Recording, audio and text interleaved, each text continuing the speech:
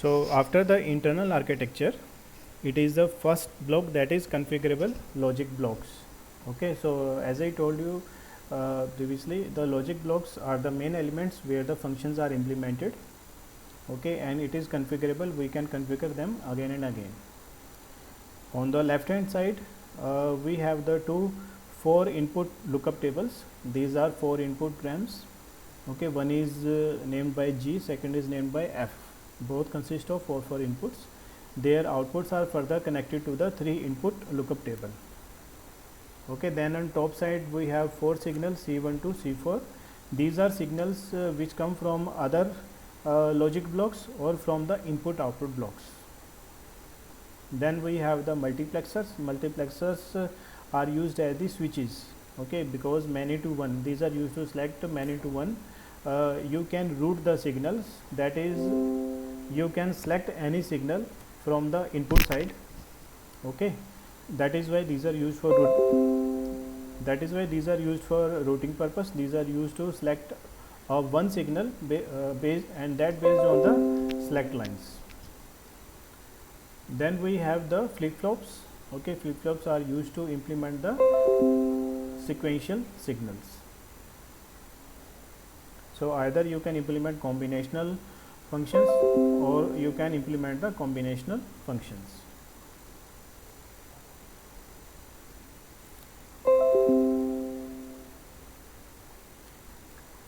Configurable logic blocks contain the programmable logic for the FPGA. Okay, so these logic blocks contains the programmable logic, the logic which can be programmed again and again based on your function, which function you want to implement. A typical CLB containing RAM for creating arbitrary combinational logic functions. Okay, as I told you, in left we have two RAMs which are used to implement the combinational functions. It also contains flip-flops for clocked storage elements. Flip-flops are there for the storing of the bits, and these are clocked. Okay, flip-flop is a digital device which are synchronized with the help of clocks. And multiplexers in order to route the logic. Multiplexers are used as switches, so we give the multiple inputs, so that switches are used to select one input that will be connected to a output. That is also called the routing of the signals. And this routing is within the block or to route the logic to and from external resources. Okay, either within the block it is used to route or may be connected to external resources. These muxes also allow polarity selection, reset input and clear input selection. So different control signals are also selected by the muxes. Different control signals means one mux is, for example, used to give the clock signal, and second mux is used to give the enable signal. Okay, so these control signals are also decided by the multiplexers. So it is for the circuit diagram. What was the circuit diagram? On the left of the CLB are two 4 input memories, also known as 4 input lookup tables. 4 input memories can produce any possible 4 input Boolean equation, because 4 input values are there, for example A, B, C, D. So based on their 4 inputs you can make the 4 input combinations. Feeding the output of the two 4 lookup tables into a 3 lookup table. The output of 4 lookup tables is further connected to input of 3 lookup table.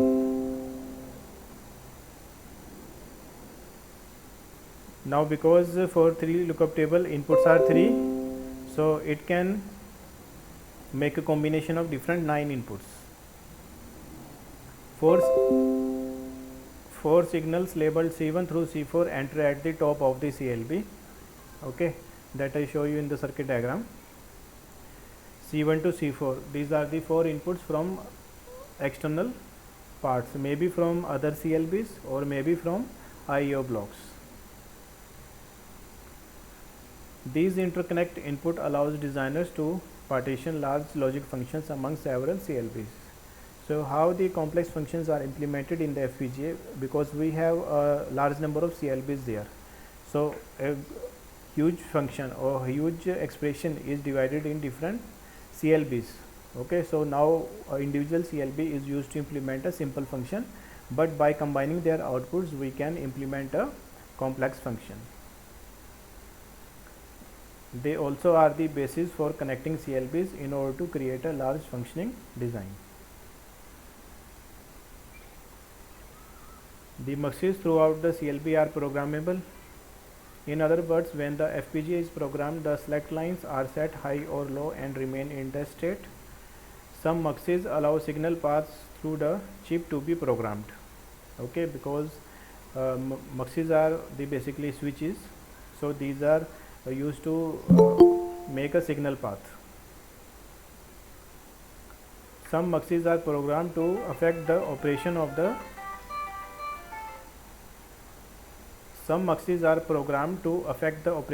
CLB flip-flops.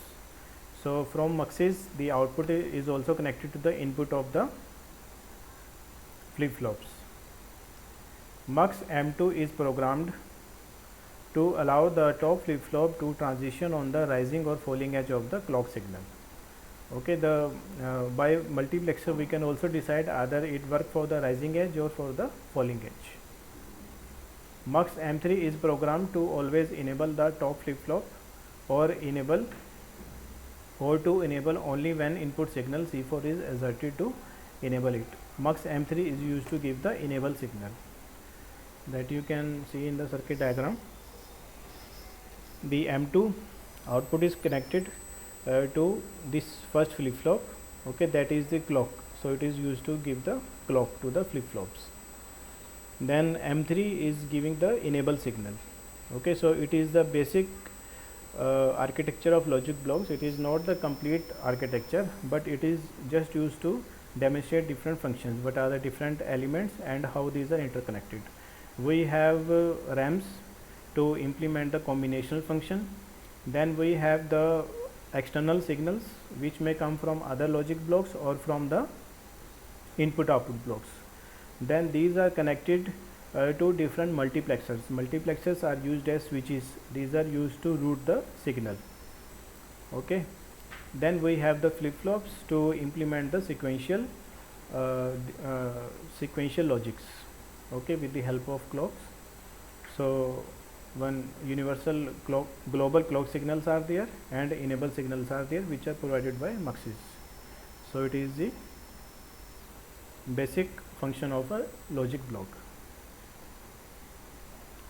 Then next part is the input output block. How the input output block works and what is their working. Okay, these are also configurable because their programming is done by users. And what is the main purpose of these IO blocks? To program the pins. Which pin will work as input, which will work as output, and which will work for both the functions. A configurable input output block is used to bring signals onto the chip and send them back off again.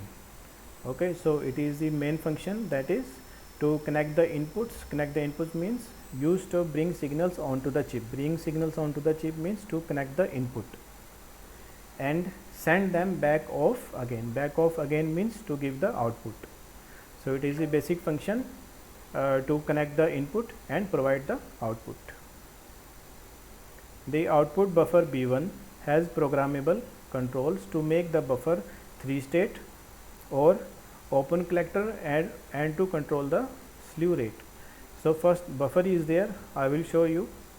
Okay, either it is the it work as the tri-state buffer, or it is controlled by open collector, or it is used to control the slew rate. These control allow the FPGA to output to most standard TTL or CMOS devices.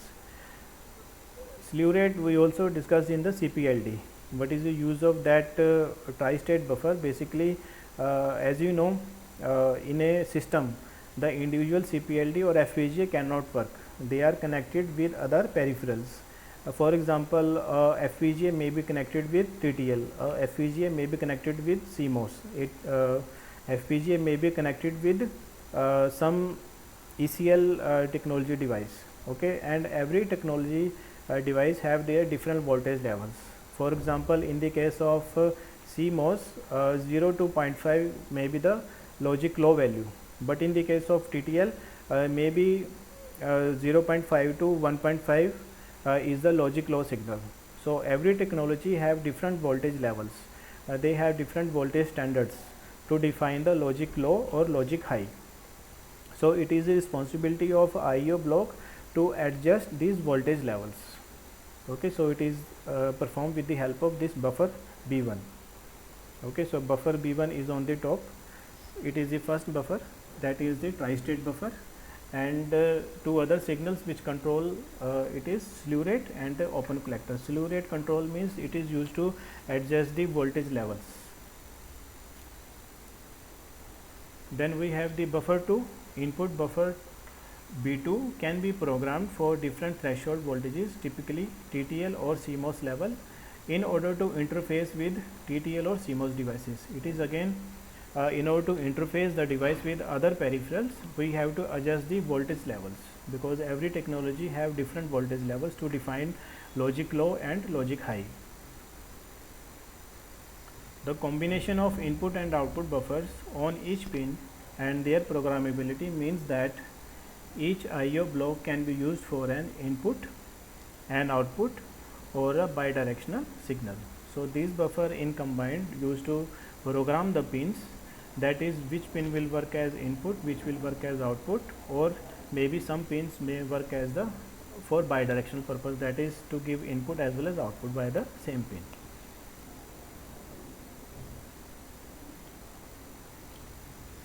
Then in the input output blocks we also have the pull-up resistors. The pull-up resistors in the IO blocks are a nice feature. They take up little space in the FPGA and can be used to pull up the 3-state buses on board. There are two small logic blocks in each IO block. So small logic blocks are also there in the case of IO block, labeled L1 and L2 in the diagram. These blocks are there for two reasons. First we will see what are these blocks. On the left side, first on the top we have the L1, it is the logic block. Then on the bottom we have L2, it is second logic block.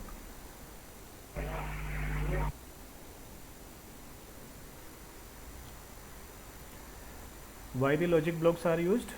First, it always makes sense to stick logic wherever there is space for it. In the input output block there is space for it.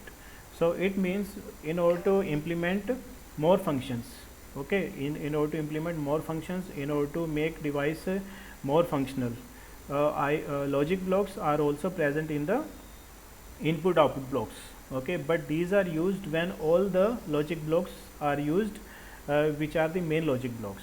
Okay, if all the main logic blocks are used to implement a function, then only the logic blocks L1 and L2 which are present in IO block can be used to increase the functionality of the device. Second reason, unlike an ASIC, the routing delay in an FPGA is much more significant than the logic delay. In the case of FPGA, as I told you in the starting, the routing delay is more. Why routing delay is more? Because there are number of logic blocks are there.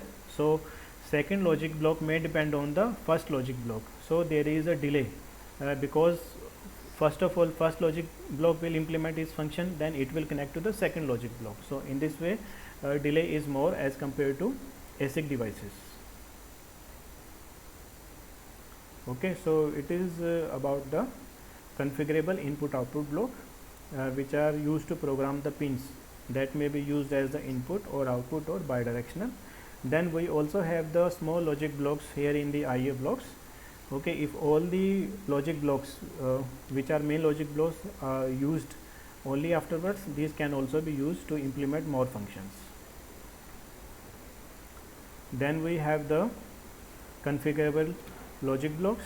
Okay, these are the main parts which implement all the functions, and they consist of different RAMs, they consist of multiplexers, they consist of flip-flops.